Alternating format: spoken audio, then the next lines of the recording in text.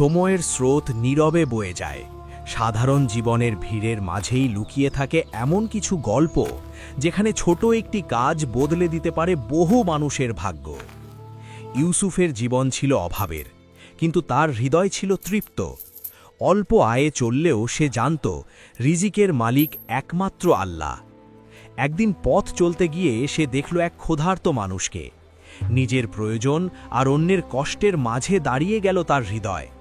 হাতে ছিল সামান্য কিছু মুদ্রা, কিন্তু সিদ্ধান্তটা ছিল বড়। নিজের জন্য রাখবে নাকি অন্যের কষ্ট লাঘব করবে। শেষ পর্যন্ত সে দিল, নিঃশব্দে, কোনো প্রত্যাশা ছাড়া।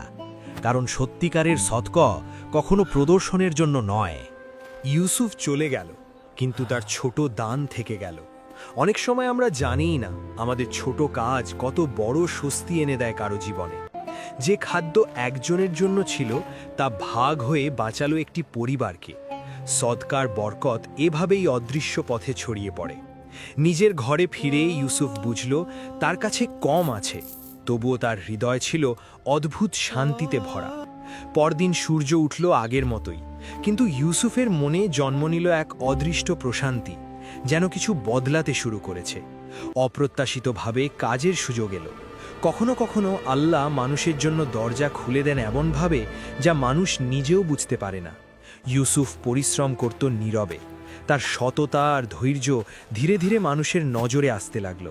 দিন শেষে সে পেল প্রত্যাশার চেয়ে বেশি। সে জানত না এটি ছিল তার নিয়তের প্রতিদান, যা অদৃশ্যভাবে ফিরে আসছিল। পথে আরেকজনকে কষ্টে দেখে সে থামল, কারণ দয়া তার কাছে কোনো বিশেষ কাজ ছিল না, ছিল স্বভাব। রাতের নীরবতায় সে চিন্তা করত না নিজের প্রাপ্তি নিয়ে, বরং কৃতজ্ঞতা ভরিয়ে রাখত তার হৃদয়। সময় গড়াতে লাগল, মানুষ তাকে বিশ্বাস করতে শুরু করল, সম্মান আসলো, কিন্তু ইউসুফ রইল আগের মতোই বিনয়ী। সততার মূল্য সব সময় ধীরে ধীরে প্রকাশ পায়। মানুষের আস্থা হয়ে উঠল ইউসুফের সবচেয়ে বড় সম্পদ।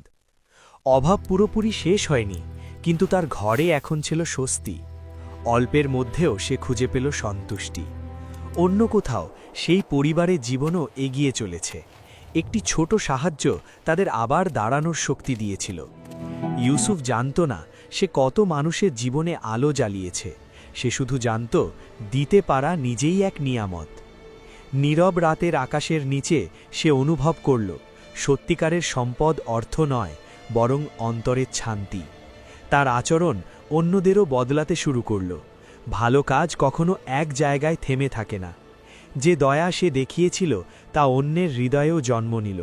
এভাবেই একটি ছোট সদকা হয়ে উঠল এক ধারাবাহিক কল্যাণ। কখনো আমরা বুঝতেই পারি না আমাদের একটি কাজ কত দূর পর্যন্ত পৌঁছে যায়, কিন্তু আল্লাহ সবই দেখেন। পরীক্ষা আবার এলো, কাজ কমে গেল, কিন্তু এবার ইউসুফের মনে ভয় ছিল না, ছিল ভরসা। নিজের অভাবের মধ্যেও সে আবার দিল, কারণ সে শিখে গেছে যা আল্লাহর পথে দেওয়া হয় তা কখনো হারিয়ে যায় না।